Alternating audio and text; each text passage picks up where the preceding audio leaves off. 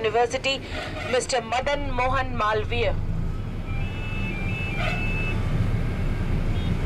And this is the entrance to one of the very prestigious university in India called BHU now, and known as earlier Kashi Hindu Vishwavidyalaya.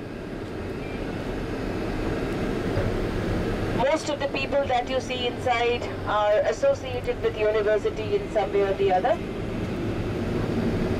And all these buildings, right? The Indian. Sa re ga ma pa da ni sa sa ni da pa ma ga re sa. So it is identical. So music has got no barriers, no language barriers. To appreciate music from any country, any region, any land, you don't have to know the language because it is same. It comes from the heart. So that's what it is. Thank you. So we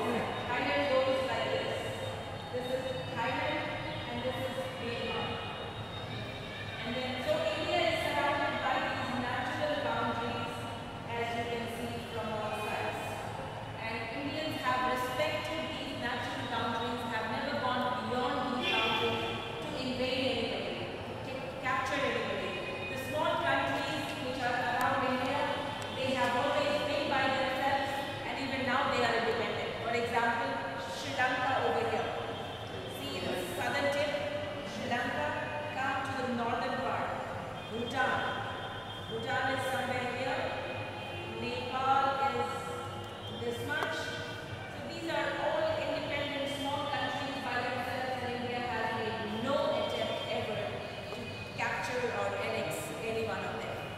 India maintains and respects their integrity. The highest point on earth, Mount Everest, right here. See that? Mount Everest. Second highest peak in the world, from this way. K2. K2. When you hear about it, the K2 peak that is very difficult to scale, now you know how. It is almost 90 degrees on one side. See that? Yes. Nobody can scale K2 on this side. I think the movie Vertical Limits was filmed around K2. Vertical Limits. Annapurna is in Nepal somewhere. So this is the second highest peak and the most famous passage to India, known from the olden days, was Khyber Pass. Look from where I am, a little ahead of me. This is all Afghanistan, and this. Oh wow! This was the old Khyber Pass. It was motorized.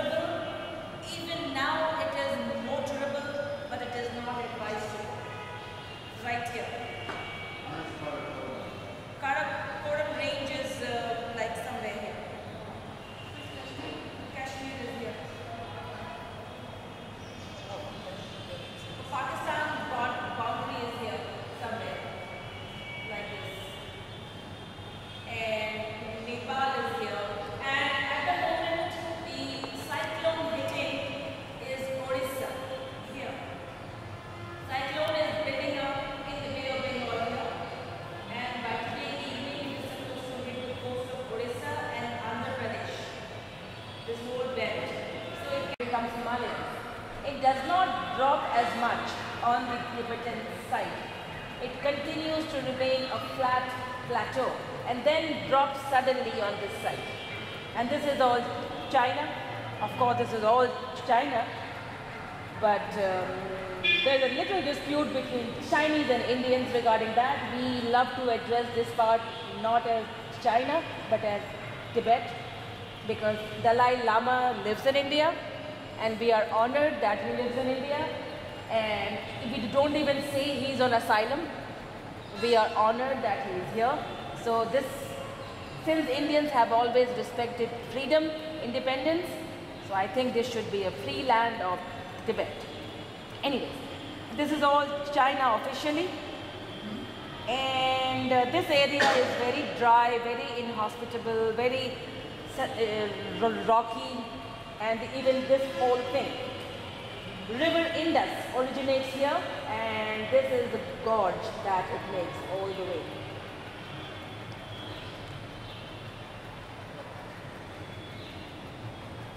This was the area of Indus Valley. Indus Valley civilization. And Mahatma Gandhi was from this state, Gujarat, where you have so many Gujaratis in America, last name Patel, Desai, Shah, they're all from here. And India has got few islands on both sides. On the eastern side, we have got Andaman Nicobar Islands. So when we say southernmost tip of India, it is not this one, it is this one. That is the southernmost tip of India, and then it connects to the Indonesian plate from here. And on the western side, we have, this is called Lakshadweep. Lakshadweep are the coral islands, and then they kind of connect to Maldives. These are the Maldives over here, and Sri Lanka. And this is all Arabian Sea. And if we go further on this side, this is all Iran. And then Arabia on this side. Interesting? Yeah. It was made around early 1900s, 1920s or 1930s, somewhere around that, with the inspiration you can see of Mahatma Gandhi right here, because he said not many people know as to how our country looks like, how our motherland looks like, and they are struggling for the independence. How do they know what country they are going to get independence and what it is going to look like after independence? So when they are here on pilgrimage, almost everybody comes to Varanasi on pilgrimage. So while they are here, they will be able to have a look at this country. This is what will be independent from England.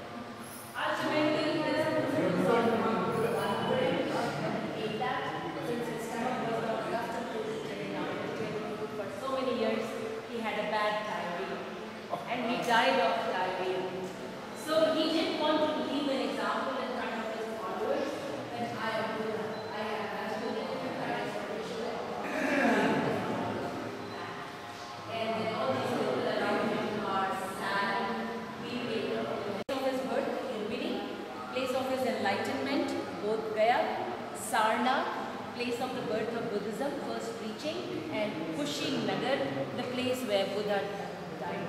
And they are all in the area of 400 kilometers area, this whole area, Uttar Pradesh and Nepal. And so whenever a Buddhist pilgrim come here, they visit all those places from anywhere in the world. This image of Buddha is the preaching posture of Buddha. We will see the original piece in the museum. This is the duplicate replica of the one that is there. Preaching posture.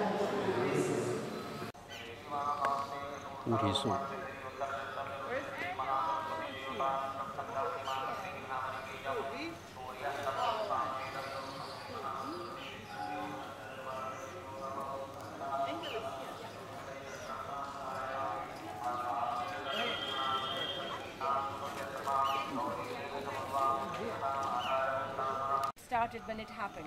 It happened as a Reformation movement. That's what we know about. That's what I have studied in the history. Martin Luther in Germany was the propounder, and it was like a Reformation movement. And later on it itself became a religion, Protestant. That is what is Buddhism. It happened as a social Reformation movement. Buddha was a social reformer. He was not a religious man. He revolted against caste system. He revolted against priest domination. He revolted against image worship and all that, rituals, rules and regulations. So he was not a religious man. He was a social reformer.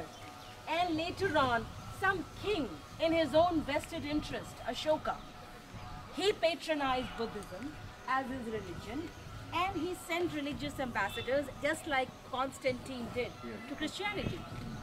So these are the things are similar all over the world. They are not very different because people are similar all over the world.